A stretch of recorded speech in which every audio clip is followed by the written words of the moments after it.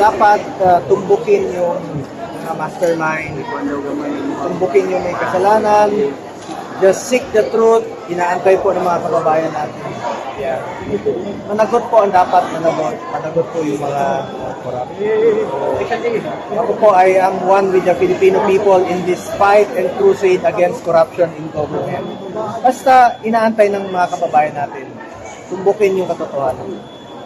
Talagang mga may kasalanan dito, dapat managot eh.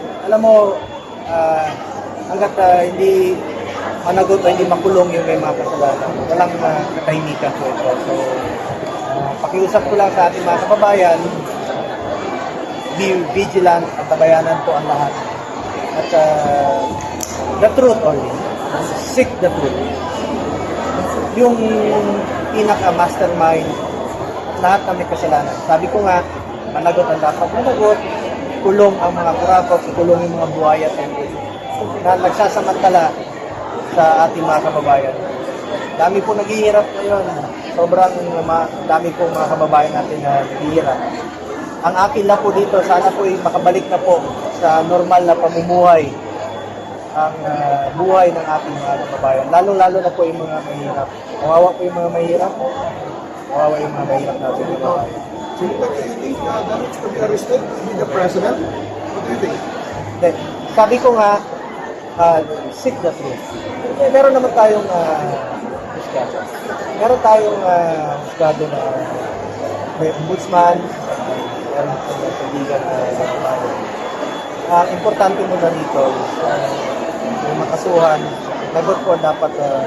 So, may proseso po tayo dapat sunod. Ayokong dagdagan, ayokong bawasan ang aking komento. Just seek the truth. Ulitin ko, last month ko pa sinabi, just seek the truth, not the script. If there is any, meron mang script, huwag po yun. The truth lamang po, mag-aantay po ang ating mga kababayan ng katotohanan. At managot po yung dapat managot po yung mga corrupt, managot po yung mga buhaya. Sabi ko last month, natutumbok na eh. Biglang lihis. So ngayon, unti-unti nang lumalabas ang katotohanan. Unti-unti nang lumalabas ang katotohanan kung sino talaga yung nasa likod nitong